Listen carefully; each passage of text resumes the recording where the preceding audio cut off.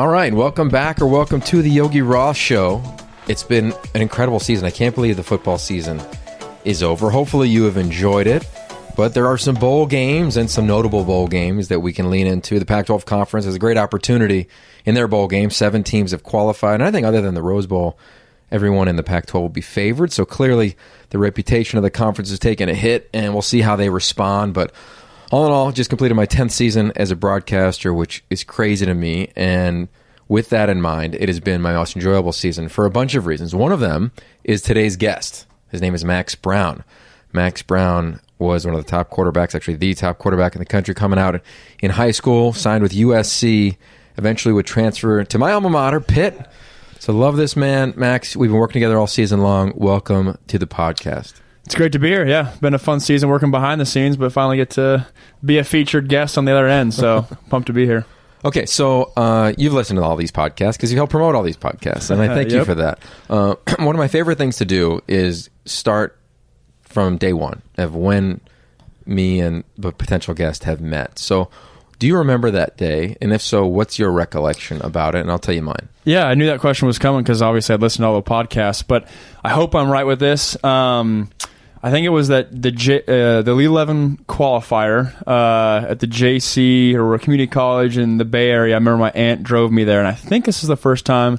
But you came up to me, I remember you kind of gave me a bro hug, and it was like we had always known each other, but I'd never really met you before. And I always kind of knew you were the TV guy. I knew I recognized you. I'd seen the Elite 11 documentary from the year before and met you there, and then obviously various stops along the way we get to know you better. But I think that's the right one. I hope I'm right. Yeah, you are right, at least in my recollection as well. And I could go back to when I first heard about you as a player. And I can remember Steve Sarkisian talking about you in recruiting. I remember, of course, Jake Heaps as a quarterback, and you coming out of Sammamish, Washington, Skyline High School, same high school, I believe, as Jake. And the biggest takeaway I had from when we met was, and I think you still have this, and I want to lean into it in our conversation, but you had a stoicism about yourself. Like you had a focus, you had a purpose. And I didn't think it was to prove people right or prove people wrong. I felt like you were just locked in on the craft. Curious if that's the case with you, or when you were in high school, did you feel the pressure? Because I believe you were offered in 8th grade from the University of Washington, one of the very few and early guys, probably would have gone viral now, but you were offered at probably 14 years old, and curious if that focus remained true and if that even is accurate from what I noticed day one. Yeah, it was just after my 9th grade year, so a year later. Wasn't necessarily middle school, but still like really young. I got offered before I had even started a high school football game, like a 7-on-7 camp, and then Sark offered me after that. So it was wild. Like I remember usually guys get letters first, and that was not the case. I got the offer first, so I got it backwards. It was crazy. But to your point about not proving people wrong or right, and I think that's in a way accurate. I think that came to the surface for me. I think I realized that later on in my college career, and that it was kind of I was doing this for me. I was proving it to myself. It wasn't Joe Jones on the street or this reporter or that reporter. I think I was really waking up every day with the mindset that I was going to do this for me and for my plan. And obviously, I wanted to make my family proud and wanted to go get the accomplishments and all that. But I think your point's spot on in that I kind of always understood the big picture and never really bought into these little games of he's saying this or she's saying that, and approached every day to attack it for myself. And that was kind of my mindset. Okay, so that sounds awesome. Because how old are you now? 23. Okay, 23. You've been through a lot that we'll obviously get to. But to be 14, how does that even start? Like, what are your parents like so you even had that as a thought, let alone a committed thought? It's a great question. I think obviously a lot of it's just you're kind of born with it.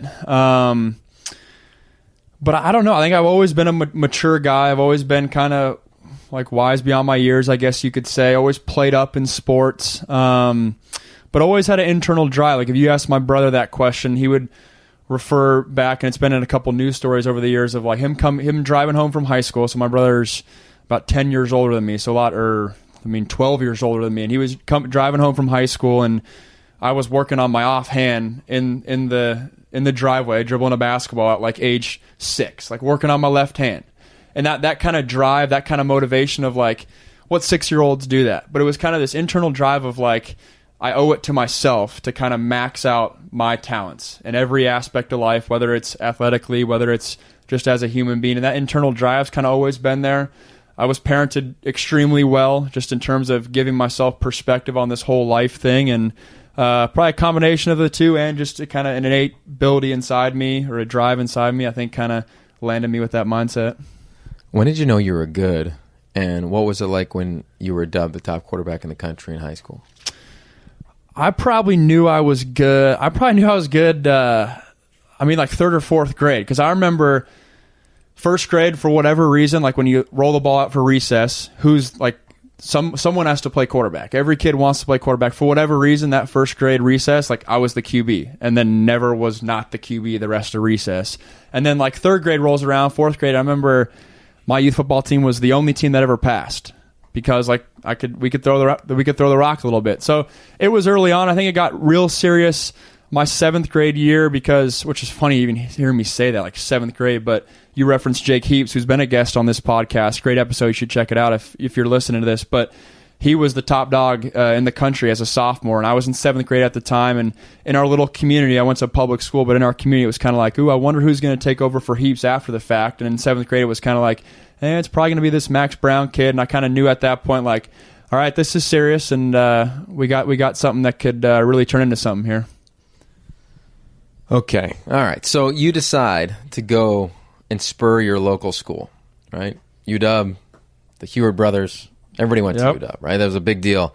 And I know that there was a lot of pressure on you to stay home. Yep. You decided to come to the University of Southern California. I believe this at the quarterback position. I'm curious if you do, and I'm curious why you came. At USC, when you sign at quarterback, you become a household name. Everyone in the country knows every quarterback that signs and attains a full athletic scholarship to play QB at USC. And when you start, I believe you become a Heisman candidate. Do you agree with that? And why did you come to Southern California and spur a program that was deeply enriched with incredible history? Yeah, I 100% agree with that. I think that's spot on, and it's proven to be the case throughout. I mean, Carson Palmer all the way to, JT Daniels we saw it this past fall. I think that's spot on. That was something when I was making my decision was certainly attractive. I remember sitting down and having lunch with Matt Barkley, and that's kind of what he sold me, right? This is as big as it gets. And I knew that, being a West Coast kid. It's SC. Like, if you're a quarterback, I don't care if you're from Sammamish, Washington, or Newport Beach, like a lot of those guys, like that's as big as it gets. And that was something that was always attractive to me. But the honest truth is there was a lot of other factors that kind of lined up that made SC make a ton of sense. Depth chart wise, they did not take a quarterback in the grade above me, versus Washington took 2. And it wasn't that I was afraid of competition. I would compete my entire college career, but it was just, those are factors when you're making the decision that count. Washington was just a pretty average team, if we're being honest, at the time. SC, when I committed, was the number 1 team in the country. Following the 2011 year when they went 10-2, still had sanctions, but there was a lot to love at that time. And I think when the 7-6 year happened, when I was a senior in high school, the recruiting pitch kind of spun from, we're the best team in the country, to, hey, come in here and revive our program. And I definitely bought that, and I definitely had the confidence in myself to say, hey, I'm going to go in there and I'm going to do that. I'm going to work hard, I'm going to treat people right, and I'm going to go in there and do that. And I think the idea of, I remember my first video game, NCAA Football 2004, and the team I picked was the 9th ranked USC team with, I was Matt Leinart at the time, was the quarterback. And that was like my first memory, is like, even being a Washington kid, it was always kind of like SC, super cool. And I never had parents that went to UW, so the traction to go there was not as much as it would be for other kids. And that's kind of where I level out with that. I love that, because SC, it is different from the QB perspective when you look at the historicals of it. I never forgot talking to Sark about the job, and the quarterback job, and you specifically. And I believe this now. You see all these freshmen playing early, Trevor Lawrence, etc., and they're ripping it and love it. But I believe that when you play, you shouldn't just learn on the job if you don't have to. Like, when you play, you should rip it, specifically at a place like SC. It's not like you're at Ole Miss or an average run-of-the-mill program where they're just throwing guys out there early on. So for you sit for a couple years. You hone your craft, and then it becomes your time. That happened to Leinart. That happened to Booty. That happened to Sanchez, and they thrived. So here I am. I'm like, here comes Max. Here comes the train. Curious if you were thinking that, or sitting for a couple years, did that diminish elements of your game? Did it raise your game? Because you were put into a precarious situation. First game of your career was against the best team over the last decade, Alabama, that the whole world watched, and SC got beat down. Yeah. Your first point about talking to Sark, I'll never forget when he was my head coach and he told me that. So that would have been the spring of 2014 that he told me, I'm going to name Cody Kessler the starter. I'm not going to name you the starter. He said, like, I know you're disappointed, but you're not going to get the job, but we're going to be sitting in New York one day winning the Heisman Trophy. And sure, like, okay, obviously that was probably like him being very positive, but I truly believe in his heart of heart at that time in 2014, that's what he believed. That was the scenario he saw of, like you said, me sit and wait my turn, learn, straighten out the kinks that some of that young quarterbacks have to go through, and then come my junior, senior, redshirt sophomore year, whatever it was, that then I would be ready to go. And so your point was spot on in terms of that was where my mindset was. I came into SC expecting to start right away. That was kind of what they sold me on. That was what Matt Barkley had done as a similar high school recruit that I was. And so I'm thinking, all right, I'm going to go in there, I'm going to work hard, I'm going to outwork the other quarterbacks and win the job and be there for 3 years and win a national title, the whole deal. But then after, I think it was after the second, so I lost a QB battle, like I referenced that true freshman year, but after the redshirt freshman year, you referenced the Sark deal. I think it was then I kind of accepted the fact, like, okay, my time's going to come later on, and I got to take advantage of every single day, and that's going to be my story. I'm going to have the path of a Mark Sanchez or a Matt Leinart where my time's going to come later, and I embraced it. And I think your other point about did that help me or did that hurt me? I think it helped me. I think I was definitely a guy that benefited from a redshirt year. I was probably not ready to play right away. Could I have managed? Yes. But would I have succeeded to my full potential? Probably not. But I think there is a point of when you get into your redshirt freshman year and your redshirt sophomore year, I definitely could have benefited from getting real life reps and really testing myself, because we've talked about this before for so long. I mean, I was at SC for 44 months before I ever started a game. That's a long time. So my perspective of what was like pressure and what was like big time at SC was just Saturday scrimmages in the Coliseum. Versus if I had played on a real Saturday, my gauge for what would have been like intense or like what would have been a big test would have been, a real life game. And a practice may have been a little bit more low key, may have been a little bit, I may not have taken it so intense, and it may have allowed me to kind of, I don't know, lighten up and kind of more maybe enjoy the practice atmosphere that I may have missed out on just because the practices were my games. The scrimmages were my games. That's how I approached it, and I did that for really 4 years. It was 3 football seasons as the backup, but it's like 4 years of full-on prep. So you become the starter, and you start the first few games of that season as a redshirt junior. Mm-hmm. Was the intensity dramatically different? Like, did you feel like, whoa, didn't know it was like this in your first couple games? It definitely is a step above. Like, every player knows that. There's a different game-like intensity. But no, I think even going out there with Alabama, which I still get comments about that today, like, oh my gosh, Bama, it must have been a different animal. Sure, they were really good, but it was still just football. It was still what I had prepped for years on Howard or on the Cromwell Field, right, or Howard Jones Field. So it wasn't a huge difference, but obviously there was game speed. But I felt like I was prepared for it at the time when that redshirt junior year, like you said, when I went out there. Okay, so now let's go to the dark side of that year. There's a lot of pressure at SC, like we referenced the quarterback position. The team didn't play well. I think you started off 1-2. Yep, 1-2. And then you're going to the Utah game. I remember watching the end of that Stanford game, and you get benched for Sam Darnold. How does that happen? Like, what goes on in that world?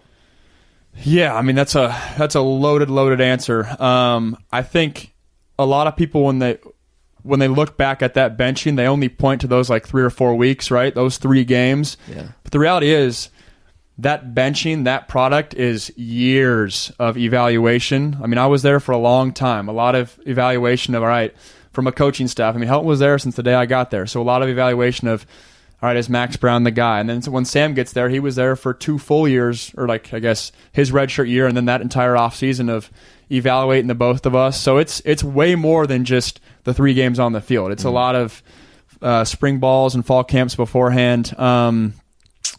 But yeah, I mean, it's tough. It's obviously at SC the pressure's high, and when you start 1-2, when you're losing games, even if it is Alabama, the pressure's high. And I think a lot of factors had to go on in that. And I mean, I think the way to put it is us losing heightened the pressure, and I think ultimately forced a switch to be made. And then obviously Sam's an incredible quarterback, so his decision he felt like was necessary at the time, and obviously I got the short end of the stick with that one. I want to know what it's like to walk around campus alone after that. Yeah. What's in your head? Well, I was fortunate I had online classes at that time, so I kind of had my one little path from my apartment to the meeting rooms, but it's hard. It's really hard, especially because there's really nothing anyone can tell you, right? And that's that was one of the hard parts with even family and friends, is I got to the point where you referenced that Stanford game. I'm walking out and going to the gate and visiting with my family, and there's nothing they can say to you, right? There's no more just hang in there, it's going to work out. I mean, I'd been there for a long, long time of things not going my way. So it's a lonely time, but I think I'm forever grateful of the support I had. Of my roommates were the exact same, whether I was named captain, named starter playing against Alabama, or whether I just had been benched.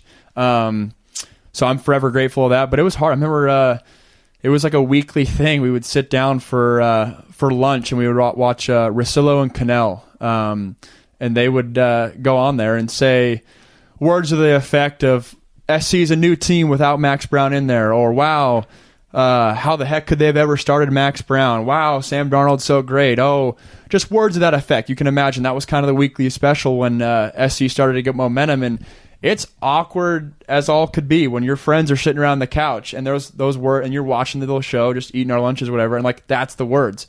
And I kind of like chuckle it off just to like alleviate the awkwardness from everyone else. But that's hard, and it kind of just gets to the point where it's between you, and you got to kind of dive deep, look yourself in the mirror, and know that this is only one chapter, but it's hard nonetheless. Yeah, I mean, you look at your arc in. Prior to 8th grade, you're offered full athletic scholarships to be a quarterback. You're dubbed the top quarterback in the country. You go to the Elite 11. You go to SC. You wait your turn. You sit for 44 months. You become the starter. And every novice fan can only point to like the last play of the game, or they only point to the Alabama game maybe in your career. But there's so much that goes into it. Right? There's so much time. A phrase we use a lot is the lonely work. There's so much time put into it. Where at that stage, like, where's your love for the game? Like, where's the kid working on his left hand? Yeah, it's you have to dive deep for it, because when the game's brutal to you, I think that it's just natural that love it kind of, I don't want to say it dies off, because it's still there, but it just becomes tough. I think that's something that I really had to dive into. I think to this day, even like we talk about, I'm still training for a shot, giving myself an opportunity. But that love for the game, I mean, it's hard. It's kind of just, I almost kind of envision it as a relationship, like if you had an ex-boyfriend or girlfriend where things didn't go the right way, and you still kind of like love them, but you know it's not meant to be. There's kind of still feelings of that where it's like, what the heck, man? What happened? I think that's something that definitely tested me, but I always told myself during the tough times, like I always knew how great this game could be. This game was great to me in high school, and this game's given me my highest of highs, and I think I'm still chasing that feeling of like getting back to that, and so I know how great this game could be, and I would always remind myself of that. I always kind of embrace the difficult times of like, all right, we're going through another conditioning session, and it's like, this is a grind, but hey, like how special can this game be? And I always kind of reminded myself of that. And your question's spot on in terms of like, where was that love? It definitely was challenged, but I think it was always there, even if it was kind of uncut or kind of covered up at times. I always knew it was there, and I never gave up on it, and tried to invest everything I had to make sure that I was never the issue, or what I brought to the table or what I invested was never the reason football didn't work out. I hope everybody who's listening to this, if it's a parent, give it to your kids, because what you just referenced is a humility that I think is very easy to state, but you've lived it. Like, you've lived some hard times in comparison to sports. Like, life can get much worse. We've 100%. Seen that, in recent weeks. Look at the California wildfires. But I want to keep going with you, because I remember when you were at SC, you weren't just taking 12 credits a semester. You were going for it. You not only graduated early, you were working on a master's at USC while you were there, and eventually you become a grad transfer and go to one of the greatest institutions in this fine universe. H2P. That's right. Hail to Pitt is indeed. I loved when I saw that. I was so excited. I knew I heard the rumblings when you're on your visit. I think we were texting when you were in Pittsburgh, and you choose to go there. And for a guy from Seattle who lived in LA, and I did the reverse. I went from Pittsburgh to here in Los Angeles. It's a different place. Like, it's not necessarily right around the corner, very, let alone any type of similarity between the two cities outside of the people, that want to compete, and the people want to, thrive when they can tap into their potential. So you go do that and go to Pitt. Day one in Pittsburgh, when you are Mr. Quarterback, who Danny Cannell and whoever would say maybe were an issue at SC. What's that like when you walk into a locker room with guys that probably were listening to the same show, having lunch, just like you were with your friends only months earlier? Yeah, I think the vibe in Pittsburgh was very positive, right? Anytime you're getting a SC quarterback, I think you spin it in a positive way. I was very lucky in that Pitt had QB transfer success before me, so my entrance was nothing new to the program. So they had Nate Peterman and Tom Savage before me, guys that had success and had transferred in. So I was embraced with open arms. I think I can say that. And the people were very nice to me. And I think, God, you know how it is. There's always a feel-out process. And when I walked into the locker room, I think guys were expecting me to be some arrogant hot shot from the West Coast, Southern California, USC, like walking around like that. And when I wasn't, I think that was a huge relief to a lot of guys of like, all right, cool, we don't have to worry about that. That was probably on their mind as like a worry. And so it wasn't crazy hard. I think that's something I've always been kind of had a knack for, of like adjusting to locker rooms and people and kind of finding my way with that. And the guy at Pitt is really easy to get along with. I think you would probably say the same thing, that people are open arms, excited, and they love their football, so it was not incredibly tough. Yeah, I talked to a lot of quarterbacks who are on the verge of graduate transfers or have already been a graduate transfer. I talked to a couple this week. This is the time in college football.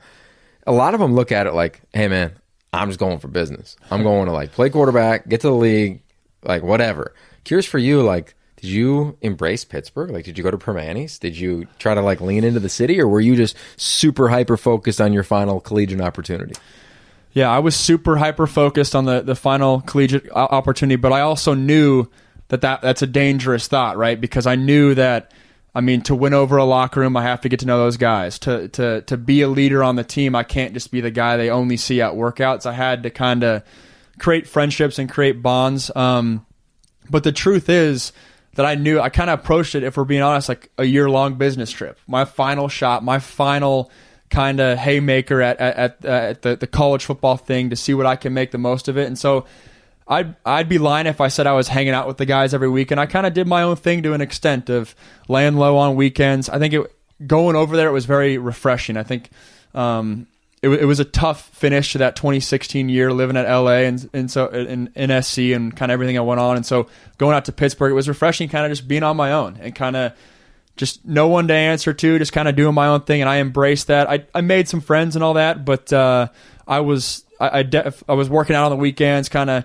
doing everything I could to kind of take that final step. I wasn't necessarily hanging out with a ton of guys, but I would still, from time to time, go out with the guys and make sure I was developing those relationships, because I knew I wanted to be a captain. I wanted to win over the locker room. That's what ended up happening, but I more so went on the side of kind of business trip-esque, I guess you could say. Yeah, it was really fun for me. I went back to Pittsburgh in training camp and got to hang out with Coach Narduzzi for the first time. Obviously, Chris LaSalle, E.G. Borghetti, people that are just constant faces in the program, and they just raved about you. as the type of guy you were. Right? You get injured in your final year, shoulder, and your college career is over. I can remember watching that game, just heartbreaking. Like, no, Max, come on, man. Like, the football god's got to be better than this. For you, we referenced you took all these classes at SC, you graduated, got a master's, etc. If you're being a truth teller, did you only have one goal, and was it the NFL? And if so, how did you deal with that? Just fundamentally, because that's not how it shook out. 100%. We've kind of chuckled about this before. Is I got all these units and all these classes and degrees, but I never thought I was actually going to use them. It'd be like in my head, and my plan was go to the NFL, play for 20 years, and then I'll make connections along the way in my NFL where come 40 years old, I'll kind of leverage that and go on. Like, I never thought I would use my credits. The main motivation when I first got to SC to graduate so quickly was my world was shocked that first camp when I didn't get the starting job, and I'm like, oh crap, like what if things go south here? I got to be prepared. And I was thinking ahead, like, players don't have leverage. I need some leverage. I need to get done as quick as possible just in case. Like, I was not like planning for the worst scenario. I was just aware of what happened. That was my main motivation. Obviously, I wanted to get a master's and see what I could do, but there definitely was some football motivation to my school drive, I guess you could say. But I never thought that would happen. And I think to the second part of your question, when that injury did happen and I kind of was forced with an unknown NFL career, I mean, I still struggle with that in terms of like, what's my next step? I'm just glad I have those doors are open. Those degrees have allowed me to meet people and have credentials that will open doors for me moving forward. But it's still a tough decision. But at the time, I'm thinking they're paying me to go to school. It's hard, but it's not unbelievably hard that, I mean, I shouldn't be doing it. And I said, I'm going to make the most of, okay, at a class at SC, it's like $5,000. They're paying me $5,000. I might as well make the most of it, and had a bunch of academic success along the way. Is it a hard dance? Like, I'm thinking in my mind of a lot of Elite 11 quarterbacks. You know, some of them have been on this show. Tanner Mangum, for instance. I think David Blau is going to end up coming on. But guys that probably fringe NFL players, right? Maybe they'll play in another league. Maybe they'll never play at all. Like, take us through, and what would you say to a collegiate quarterback now about finding that balance between, look, you're there because you were sold on a dream that this place can get you to the league. And if we're straight up and truth tellers, I believe 1 through 85, you know, every program thinks they're going to the NFL. And we all know the numbers aren't. And we all know that it's 2% of every team even gets a shot to last more than 2 years in the NFL, whatever those stats are. But everybody thinks they're part of that 2%. Yep. So what do you say to guys that are hyper-focused, because I think you need to be, but there's this huge opportunity for your life which will exist much longer than the game, even if you do have a Peyton Manning 20-year career. Yeah. I probably start with maybe a little bit of a scare tactic, right? But seriously, showing people, hey, this guy was where you were at and did not take advantage of things, and see where his life's at there. And that sometimes that resonates with guys, but then like you said, they always think it's not going to happen to me. I always try to, but I mean, like, what are you doing with your hours in a day? We all have 24 hours in a day. If you're spending 6 of those playing video games, just give me a chunk of that. Give me 2 hours of that where you're saying, hey, we're going to do schoolwork. And I'm not even saying you got to like get A's in every class. Just go there, show up, just do the work. I always try to just make it out to, okay, school is hard, but it's not, and I know guys come from different paths, but there's so much help and so many resources in every school. You just got to ask for help. And learning an offensive playbook's not that, or learning an offensive playbook is very hard. Like, it's not something easy to do. If you can do that, if you can show up for 5 a.m. workouts and get yelled at by Ivan Lewis, like, you can do the 5-page double-spaced paper, and I'm making joke of it, but that kind of approach of just, you know what, I know this isn't my favorite thing to do, but I'm going to invest in my future because I know my 28-year-old self, my 25-year-old self is going to thank me. I just try to keep it in perspective for guys, just because you never know what's going to happen. I'm an example of that, and there are hundreds of other guys like that to try to teach an 18-year-old kid, like, hey, football's one thing, and I totally see where you're coming from. I was that guy. I'm all in on football, but there is just so much opportunity when you sign on that dotted line and go be a Division I player at a school. I can remember being in 7th grade, and I was in Mrs. Heffron's class, Max, and her son came in, who ended up going to Pitt, by the way, hail to Pitt, and he said his advice to us in 7th grade was, put in an extra 20 minutes a day. And if you do that, that's the difference between, say, Syracuse and Harvard. Yeah. And I was like, 20 minutes, that's all? Like, I can do that. Yeah, that's an extra 20 exactly. minutes, no problem. Okay, so I want to transition here. I'll never forget. I was walking to 363rd Street in San Francisco, which is the Pac-12 Networks office. And this is your year coming out of high school. And I'm on the phone with Trent Dilfer, head coach at the Elite 11. We'd had you in the Elite 11, and you had just dominated everything. It was one of the hardest workouts in the history of Elite 11, and you mossed it. It's Navy SEAL training. We'll put the link to the YouTube clip in the show notes and at yogiroth.com. But Max, you kill it. And I'm talking to him, and I'm like, about to go on the signing day show. I had so much to say about Max. Like, what do you think? And we talked about you and a comparison to Peyton Manning. And I went on TV and did that. And I look back on that now, and I say to myself, that's not fair. And I want to ask you the following. I believe that when athletes come out of high school, guys like me, we were on the 10th floor of a building, right? This was 18 years ago. No digital media, barely the internet. And I say that when your career's over, you're going to fall one story and maybe sprain an ankle. But in your era, let alone now, I think you're on the 30th, 40th floor of a building. And when your career ends, you're going to fall. Yep. And commitment hype videos, or being offered in 7th, 8th grade, or guys going on air and comparing you to one of the greatest in the history of the game, only heighten your hype and make it harder. So I ask you, did you deal with anxiety? Did you deal with depression around what people told you your form was versus what your reality was?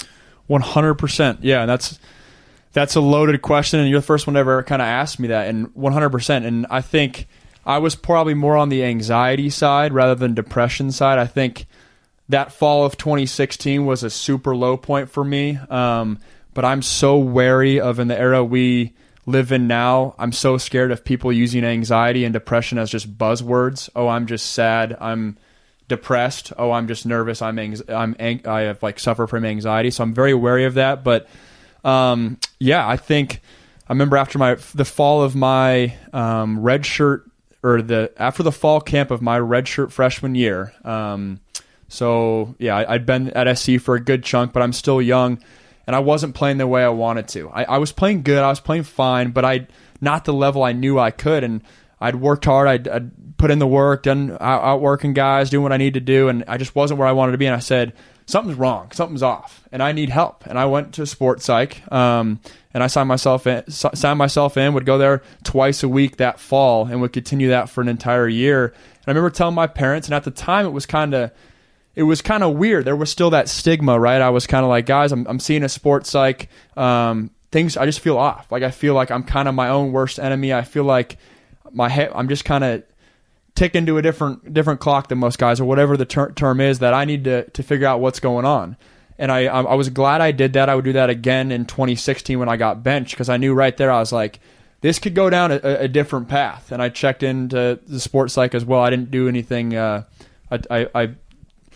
took a leave for a year in between there. So I checked myself back in. That kind of sounds medical, but that was where my head was at, and to just get help and make sure that I didn't go down a terrible path. And I always kind of had the self-awareness where I wasn't bigger than asking for help, which I'm thankful I was wired that way. I think a lot of guys probably can't say that. They probably think, I'm too macho to maybe ask for help, which is awesome that we live in a world now, in our era now, where people are talking about it and the stigma's kind of decreased.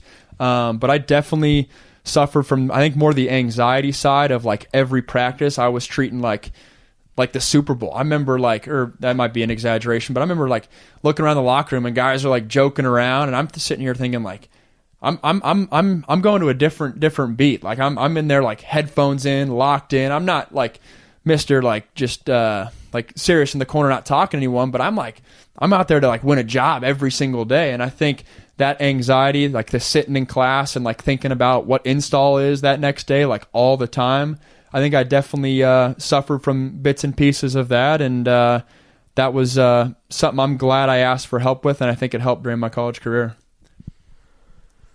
Thanks for sharing that. Yeah. What did you have a low point in term, like specifically, and what did you do and what did you work through outside of being too intense around a practice? Yeah. The lowest point was when that Sunday afternoon, or what it ended up being at nighttime. Yeah, it was Sunday at night, probably like 5 or 6, when Helton let me know that I wasn't going to be the starter for that Utah Week 4 matchup.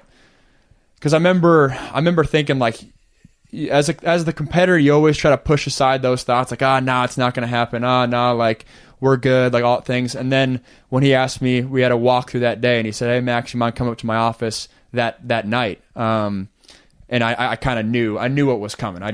You know the deal. And I remember had my little scooter, and I scootered across campus to there's this little, I don't even know what you call it, little chapel spot. And I just knew from being on campus the whole time, I knew like no one ever walks in there. And I sat there and I bawled my eyes out for like an hour, just me, between me and myself. And that was like kind of the first time I had ever kind of succumbed to the emotion. For 4 years, I kind of pushed it to the side, like, nah, okay, I lost a job, keep battling. I threw an interception, next play. That coach yelled at me, we'll battle back next time. Just like months and months and months of that I kind of always pushed it aside. I think I did, that was what I needed to do, right, to keep battling next play. And then when that news happened, it kind of, I hate saying it broke me, because I would once again battle back, but that was kind of at least in terms of SC, that was kind of the last straw where I was kind of like, dang, that was tough. And so in terms of that was probably the lowest point, and then that kind of led me to kind of say, hey, I don't want this to be something that's like even bigger than football. Let me check in and talk to someone, like talk to a professional, to make sure it doesn't go down a different path, because I've been around mental health and addiction in my life via other people, not myself, but I've been around that, and so know how scary that is, and was self-aware enough to kind of say, hey, let's not make that happen, kind of thing. Do you think, like, I always think that athletes, we are programmed to, and I think it starts at a young age. I don't know how. I don't think like a parent tells you this. I just think men in general, athletes specifically, it's like it's cool to cry after a win. Be Michael Jordan, right? We have the picture of him kissing the trophy. Or after a loss, 'cause we grew up with bad losers at times. Or it just hurts when you lose. I remember crying after our last high school game, like ugly sister cry, like my sister, which I love you, but my sister has an ugly cry. Yeah. But it's hard. Like we put it all somewhere, whether it's about real life. And I remember my dad, he got sick, and I buried it, and one day just lost it. Yep. And do you have a prescription to just the athletic mindset, or people that are going through? Because there's a lot of guys listening to this podcast now, and women that are athletes that feel the pressure, and some of it is put on by themselves, some of it is put out by external influences, and it's hard to deal with in terms of not just putting it in that place, but maybe dealing with it in real time. Yeah, I think it probably gets back to what I said before. It's kind of being self-aware of like the fact that you're doing that. I think throughout my journey, I kind of knew I was doing that. I knew when things weren't going my way. I kind of in my heart kind of knew, Max, you're pushing that away. Like I knew that was kind of bothering me. I knew that, hey, that really upset me, or that really kind of devastated me when that happened. And in your head, the mentality says, "Oh, next play." But I always kind of knew, and I was aware enough to say, hey, I need help. And I think that's the biggest thing, is people being self-aware, or players, athletes being self-aware of, okay, yeah, you're moving on and battling. That's awesome. That's the competitor inside you. But just being self-aware of the fact that you are doing that. And if things get too much, that there are people out there in your inner circle, professionals, friends, family, coaches, teammates, that would be more than willing to help you. I think that's crucial. Yeah, I can remember playing, and I think one of the hardest things for athletes to do is to change their routine. And at least for me, I feel like competition can be a sickness, and a healthy one, but one where you're like, and Pete used to tell me this when I was coaching SC, like once you click in, you like tap in for him, like I'm in, like you're into this system, like you're in. You can't turn it off, whether you're stapling practice scripts like I was my first year, or you're calling plays, or you're working out, or you're studying. And I can remember thinking back to playing, and I was really an anxious guy. I was a walk-on and then got a Scully, and like every day was a fight, which I loved and embraced and wanted it harder and harder and harder. But I can remember getting to places where I was like, man, like if I didn't spat my shoes exactly the same way as I did the previous practice, I'm probably not going to have a good practice. If I didn't catch like 1,000 balls every day, if I didn't throw it to myself, I'd sleep with a ball since I was like 12 and catch 100, 200 every single night in the dark just to just hear it, just feel the catch. And I think there was a point of that where it became so obsessive that I didn't have fun, and I definitely wasn't competing freely. I was like competing anxiously and was probably more robotic as an athlete than instinctive, which I think is one of the two gifts that being an athlete offers you. Yeah, I completely agree with every word you said and can relate to you on every level with it. I remember when I first got to SC, that first semester, I would spend my Friday and Saturday nights, I was running like lines on the turf field at SC. Just not because anyone had to, not because I was like, no one was out there. It was just me. Like I would go out there and run like 5 back, 10 back, 15 back. And it's not doing me anything. Like I have a strength coach for a reason, but it was that voice inside me. Like if I don't do that, then like, okay, when I go out to practice, like, and I miss a throw, it's going to be, because I didn't go run those lines the other day. I remember that. I remember in high school doing the same thing. I remember, I was kind of always like the DD in high school for those, like, whatever. But I would drop my friends off at like a party, and I remember driving up to my high school like 10 minutes away and running like 10 gassers before I went to like the party myself. And it was just like, okay, that's awesome. That's that mentality. It's made you successful. It will make me successful at some point. That like always having to work, always having to stride. But there is definitely a point where I remember sitting in my locker room thinking like, I'm wired a little bit differently than most guys, and to a point where it's probably hurting me. I always think when people say that, like Mamba mentality, right? Grinding all the time. But there is a fine line between working hard and making it beneficial, and then that too hard where you're kind of your own worst enemy, where it becomes anxious. And I definitely can relate to you on that. And certainly think there's an element of my career that falls into that bucket. Yeah, I can remember, I grew up in this tiny town in Pennsylvania, and I could see it now right above my bed. There was 2 quotes. One was, "You show me a good loser, I'll show you a permanent one." And the other one was Bill Bradley's quote, "When you're not working, someone somewhere is. Yep. Oh, yeah. When you meet given fairly equal ability, he will win." And I don't think those were healthy for me. I mean, I read them. I can roll them off my tongue.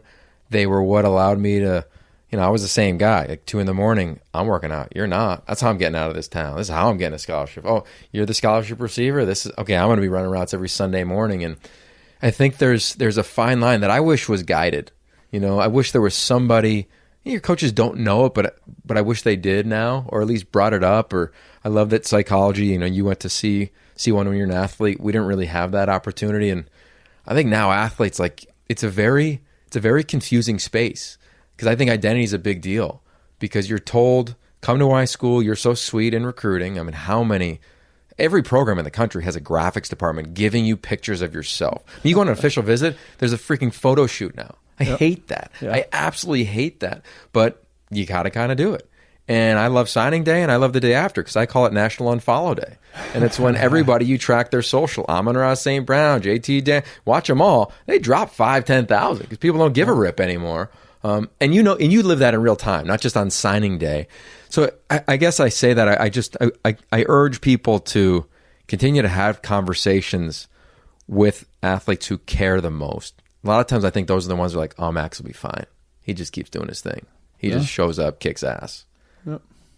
Okay, so that was a fun road to go down. I want to talk about what we've done the last couple months. How would you describe the work that we've done since September 1?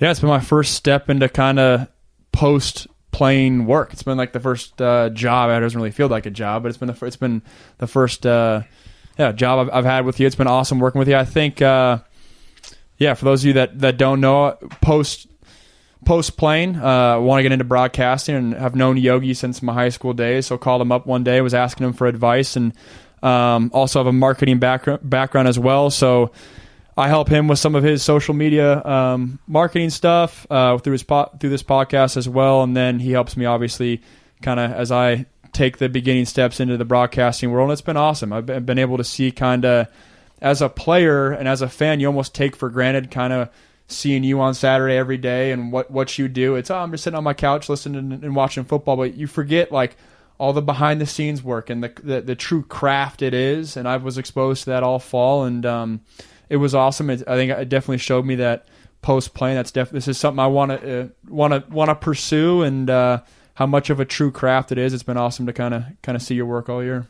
Yeah, I think one of the most powerful things that an athlete can do, let alone one that wants to be on air, which is you, and you already are on air. Like, check out your YouTube channel. It's awesome to watch it grow from 0 to 10,000 views a video now.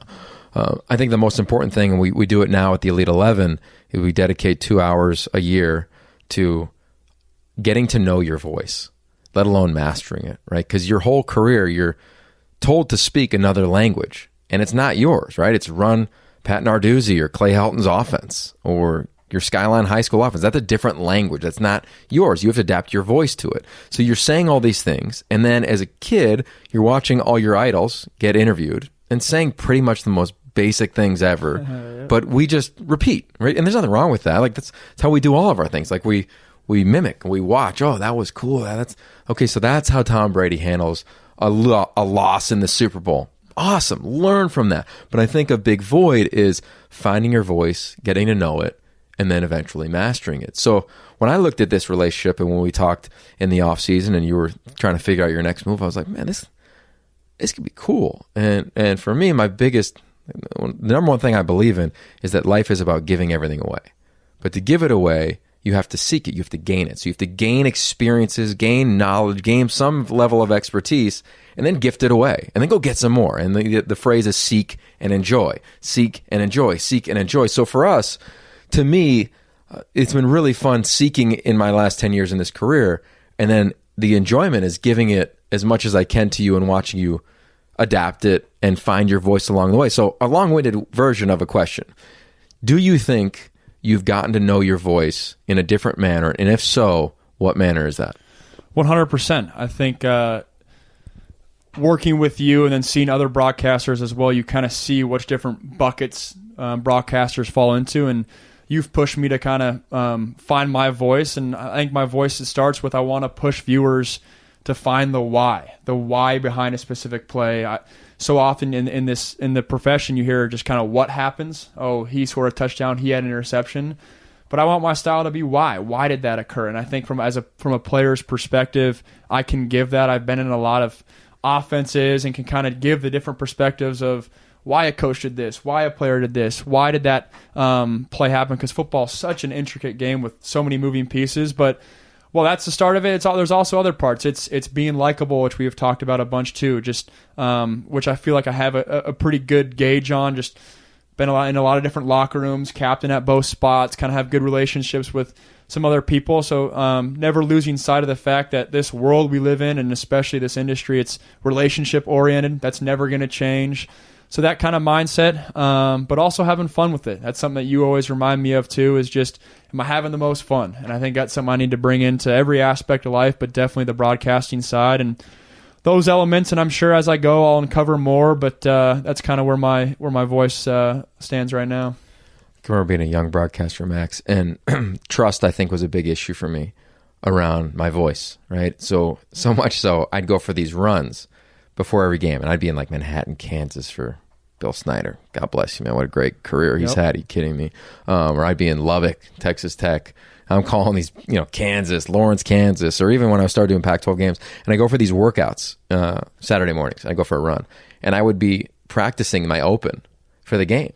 This one, Ted and I stand next to each other, and he asked me a question, and I'd be rehearsing it on the run. Or one year I did sideline, I'd be rehearsing what I would say. When I was working for College Football Live, I'd be driving to the studios downtown LA, and I'd be rehearsing what I was going to say about Andy Dalton, because that's how old I am in this craft. When I was talking about him when he was at TCU, and there became a point probably 6-7 years ago where I was like, man, I just got to trust that I did the work and just let it rip. And what I didn't realize really until this conversation right now is that those two examples mirrored even my playing career of I probably didn't really trust myself as a player in college to let it rip. I had to be Yogi's the smart receiver and he's always in the right position versus I never ad-libbed. Now my whole game, 3.5 hours, it's all ad-lib. There's zero that is planned. You just do the work and you cut it loose. So I'm curious for you, as you've gone through this process, you've made 10, 12 YouTube videos.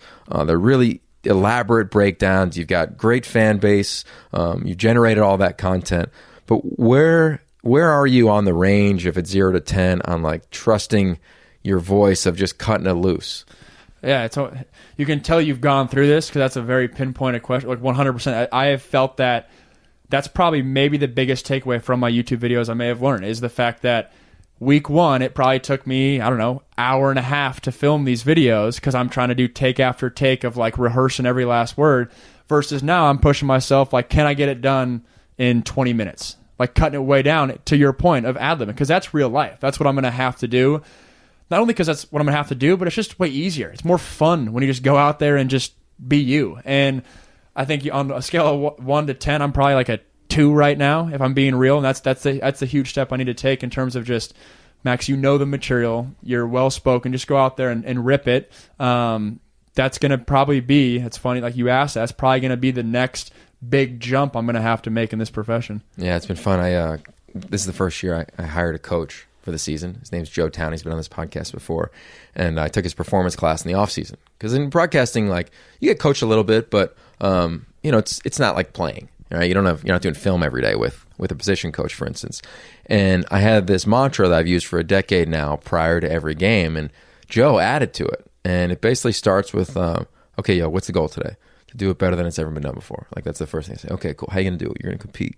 All right, relentless pursuit of a competitive edge, right? All right, so you've done everything. Okay, you confident? Yes. You trust your preparation? Yes. So you've earned the right to have this great focus. Okay, and then I added some Joe elements. 1, okay, no, your only goal today is to be where your feet are. Like be connected to it. Listen like your life depends on it. Then, you've earned the right to compete freely. So within that, have the most fun in the history of fun. And then finally, and this is one he gave me over the last month of the season, he goes, hey man, take up some space. And he gave a great analogy of like the mobster movies where like the guy walks into the back alley or the back room of the restaurant and there's like Al Pacino sitting there and he's not talking loud. He's really quiet, but he takes up a ton of space. Yeah. So over the last month, I've been like, I'm going to take up a lot. I'm going to take up as much space on this set as humanly possible. And I don't have to talk forever, but when I talk, like let's try to really make sure it lands and lifts people up off the page. And it doesn't do it obviously every time, but those types of things to me in the broadcasting craft have been really fun because I think a lot of times on air it's, well, Max, you played, so you must know what you're talking about and you got credibility, you're a good-looking guy, really fun, like go for it, man. And that to me has allowed this craft to become an art form, which I think as a former athlete, like you just seek out like, what's another challenge? How can I keep growing? And I don't know, not that it mattered that I go through that every game, but just to share that that's the process. Yeah, no, 100%. I think when I hear you say there's an element of like, that's how I try to view like, this is kind of goofy, but 2018 social media, like my Twitter, when I tweet, I want it to be impactful. I don't want it to just be like whatever hot take on every single thing. No, when I tweet, it's thought through. It's something that hits home with me that I feel like, you know what? No, the world should know this. Like my last tweet was on the fourth down fake punt that Georgia ran against Alabama, and everyone's saying it's the craziest thing ever. Well, I'm thinking, I've sat in special teams meetings. If they schemed the perfect fake punt and had the perfect execution with a backup quarterback at the up man, like I can see where a special teams coach is like, no, we're going all in. This is our play to beat Alabama. And so I kind of slowed people's roll on that, but that's a long-winded way to say, yeah, when you speak, it should be impactful, and I definitely try to take that mindset. Okay, so now your stage, you referenced you're trying to still play. What are you doing? Yeah, so still training, still throwing 3-4 times a week. Hoping to get a shot at the AAF, which is new pro league out there. Very lucky that this is the first year and it's an option. That's kind of where my head's at for the next month, and then from there we will see. Definitely want to give broadcasting a full-on go if it gets to that. But obviously there's real work and real life decisions I'll have to make here here shortly, but that's where my head's at right now. Okay, Max. So what are you seeking? I'm seeking fulfillment. I think right now I'm a happy guy. I think that's one thing. Like, I'm very blessed to have all the things I have in my life. But in terms of, I feel like inside me, in my heart of hearts, my college career, I kind of left a sense of unfulfillment inside me. Not that things are result oriented and you need the trophies and all that, but I think there's an element of me that I want to attack this world and make sure that the relationships I have and the memories I have leave me with a sense of fulfillment as I go through this life. Yeah, you've always been a really purpose-driven guy. I go back to the first day that we met. You weren't out at Elite 11 for a free T-shirt, right? And you weren't out to win the MVP. That might have been part of the goal, but I've always felt that about you, differently than some other people I've come across. I think that's a real skill, to seek purpose. 100% purpose, right? yeah. Versus seek a championship or seek a moment, right? Because the moment is, think about it. We see it all the time. I remember when I was coaching, Max, we won went to 4 straight Rose Bowls. And after each Rose Bowl, I stayed up as long as I could till my eyes couldn't stay open anymore. Because I knew the minute they closed to sleep and awoke and opened again, the moment was over. Yeah. And no one cared. Yeah. There was another thing, another world happened, another day, another sports moment, another big game, and that to me, so my point is, hang on to that, of being driven by purpose, versus driven by moments. The Friday Night Lights quote right there. There's not much difference between winning and losing. It's just how the outside world treats you. Like, whether you win or lose, you still wake up the next day and have to attack the next day. Whether you win the championship or got benched or whatever, the fight still goes on. I feel like that's something I always kind of kept inside me, of this purpose, that thing inside you, inside your heart. It's always ticking. It ticks with you as well. The next challenge, the next step, and embracing that without losing track of how good the here and now is, I think is super, super important. So how happy are you in your life right now? I would say I am. That's a tough question. I think I would say I am happy. I'm very grateful for everything I have in life. I'm not negative at all. I have an unbelievable girlfriend, best friends, and family I could ever ask for. But I think there is a sense of that disappointment still lives inside me, and so I think there is still a huge chunk out there in this world that I'm attacking and trying to get after. I think I'd be lying if I said that wasn't the case. I don't know how to put that on a scale or anything, but I'm cool right now. But I'm definitely know that there's a lot happier days ahead for Max Browne, I think. Yeah, you're just getting warmed up, man. Yep. Before we let you go, finish the sentence. It all comes down to self-awareness and perspective. And I think those are two words that hit home for me. I think with the perspective side, that's a big reason why people always kind of compliment me. Oh, you handled the situation so well, everything along the way. And so much of that's just perspective. How do you view everything in life, both successes and failures, to everything on your everyday lives? It's only one phase in your life. If you failed a test, life's not over. That's just one test. That's one chapter in your entire life. I think that's something I've always kind of had a good grasp on, especially when negative things happen in life. And then self-awareness. I think that's something that kind of, for a lot of people, may go in one ear, out the other, but that's something I've prided myself on in terms of how are you living your life? If you're not happy, why are you not happy? Are you doing the things you need to do every single day to are your actions matching up your words and aspirations? I think is another way to say it. Just those two words are something I'm very poignant on. I think people that spend a lot of time with me, I always say the word field awareness, the football term for that. Are you the guy that's complaining about someone cutting you off, yet the next light you cut someone off? That type of thing. Live your life in a manner of always kind of what could I be doing better? That's one thing I kind of approach life in, is I always try to take responsibility for everything, and I feel like you live a happier life in the end. I think it comes down to self-awareness and perspective. We've asked everybody on this podcast for a couple of years now, Max, the same final question. So how do you feel about the word limits? I knew that was coming, yeah. I think limits are a crutch a lot of people use in this world. I think they say, oh, I didn't go to this school, or I didn't have these parents or these friends or this money, so I can't do this. And I think a lot of times that's just fundamentally not true. That's just not that's not the case. Sure, you might have a harder road to get there, but the idea that you don't have this so you can't achieve that, I think is fundamentally flawed. But I think there's a fine line. We've talked about this a bunch in this episode, of fine lines between, for example, like if I ever thought I was going to be the next Mike Vick, I would be hurting myself because I will never have had his legs as at the quarterback position. That is a limit for me, is that physical limitation of I'm never going to have 4.4 speed. And the second I think I'm going to be the next Mike Vick, I'm not being the best Max Browne. And I think there's a fine line there. But by and large, I think a lot of you have to be wary of, am I limiting myself just because I'm using it as a crutch and it's something that pushes me outside my comfort zone and scares me? Or is it something that's actually, you know what, this just simply is not happening because of a physical limitation or whatever it may be? I think that's a little dance that we all have to be wary of. Max, I can't wait. I can't wait to bring you back on in a couple years or in a year. This year's been a joy. First time I ever asked for help in the season, and I'm pumped it was you, among obviously Stuart Gill and Katrina Kernachin, all the help we get on this podcast. But it's been fun. I hope you've enjoyed it as well, man. It's been a blast. Yeah, love you, man. Appreciate all the help.